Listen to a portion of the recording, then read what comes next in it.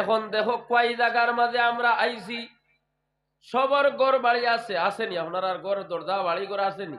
খানিও আছে, বাড়িও আছে, ঘরও আছে, বিবি বাচ্চান সব আসন সারা সাড়িয়াই ন খিতাল লাগিয়াইলা বলে আল্লাহর নাম শুনি আর নবীর নাম শুনি ওলা নানি উলামায়ে কেরাম হলাইবা আল্লাহ নবীর নাম উচ্চারণ করবা।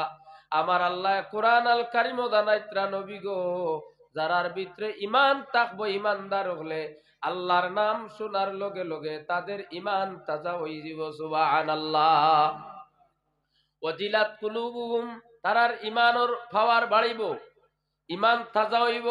ওয়াইদা তুলিয়াত আলাইহিম আয়াতুহু জাদাতহুম ঈমানা, তাদের সম্মুখে আল্লাহর কালাম যখন তিলাওয়াত করা হইব, আল্লাহর কালাম রে যখন পড়া হইব, তখন তারার ইমান তাজা হইব।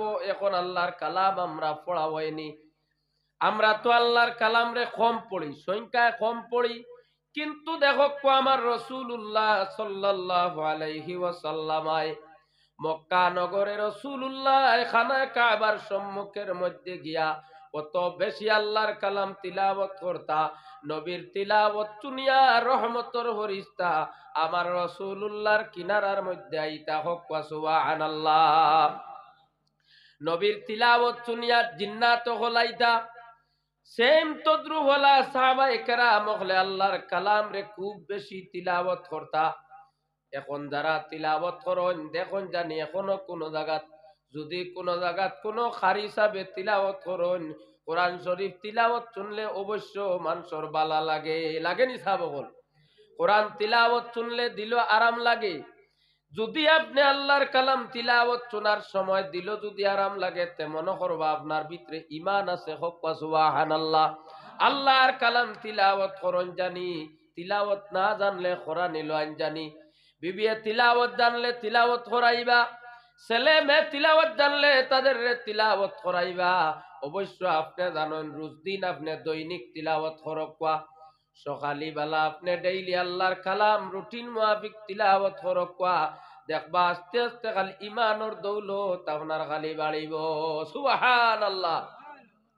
ওয়াইদা তুলিয়াত আলাইহিম আয়াতুহু জাদাতুহুম ঈমানা, আল্লাহর কালাম তিলাওয়াত করলে, পড়া শুনলে এবং শুনাইলে সওয়াব আছে, আসেনি সাবগল? আল্লাহর কালাম আমরা তিলাওয়াত করাই, কোন সময় বাড়ির মধ্যে কোনো অসুবিধা বা বেমারি বা মুসিবত আই গেছে, মানুষে সর্বপ্রথম আল্লাহর কালামর খতম করা নিল আইননি। আল্লাহর কালাম যখন কোন ঘরের মধ্যে তিলাওয়াত করা হইব, সেই ঘরের মধ্যে আল্লাহর রহমত ও বরকত নজুল হইব। কারণ আল্লাহর কালাম এমন একটা কিতাব, যে কিতাবর রক্ষণাবেক্ষণ স্বয়ং রব্বুল আলামিনে করবা। হক সুবহানাল্লাহ। ইন্না নাহনু নাযালনা যিকরা ওয়া ইন্না লাহু লাহাফিজুন। পরবর্তীকারে আলমে জানাইলা নবী গো, আমি যে কোরআন আল কারীম জমিনও দিলাম, এই কোরআনের রক্ষণাবেক্ষণ, কোরআনের হেফাজত আমি আল্লাহ করমু, নাজিলও আমি আল্লাহ করছি, নবী ইকানোর হেফাজতকারী আমি রব্বুল আলামিন। এর লাগি দেখুন জানি জমিনের মধ্যে সব জিনিসের পরিবর্তন ঘটে।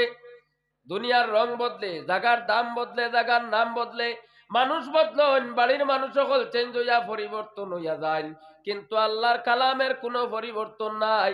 যেলা আমার রাসূলুল্লাহ রে পাক রব্বুল আলামিনে দিছলা, আইজলা কোরআন শরীফ আছে, কাল কিয়ামত পর্যন্ত যতদিন দুনিয়া কায়েম থাকবো কোরআন ওলা থাকবো। সুবহানাল্লাহ। কোরআন দ্বারা চাইব বদলি লিত, কোরআন দ্বারা চাইব বেহুরমতি করতো, তারে আল্লাহ নেস্ত নাবুদ করেননি।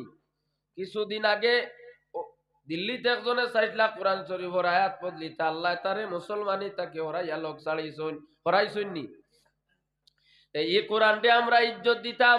কোরআন আল কারীম তিলাওয়াত করার সময় উযু ছাড়া না, পবিত্রতা অর্জন করিয়া আল্লাহ কোরআন আল কারীম কইতরা লা ইয়ামাসসুহু ইল্লাল মুতাহহারুন, আমার পাক কালাম তোমরা সয় পবিত্রতা অর্জন করিয়া।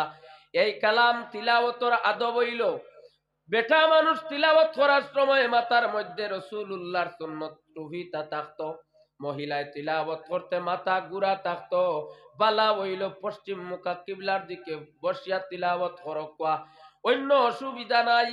অন্য বাইদি উত্তরে দি দক্ষিণে দি ফিরিয়া বসিয়া আপনি তিলাওয়াত করলে ইগো যাই যাতে অসুবিধা নাই। কিন্তু আদব হইল আল্লাহর কালাম তিলাওয়াত করার সময় আপনি কোন ধরনের কথা কইতা না, মাত কথা না। আল্লাহর কালাম তিলাওয়াতের সময় দিলে মগ্ন লাগাইয়া পড়ক কোয়া। দেখো কোয়া আল্লাহর কালাম এমন এক কিতাব যেখান পড়ক কোয়া, চক কোয়া, সাক কোয়া, পড়া শুনো কোয়া, আরেকজনে পড়ক কোয়া। যে কাম করবা আল্লাহর যাতে আপনার নাম আমল সব দিন সুবহানাল্লাহ।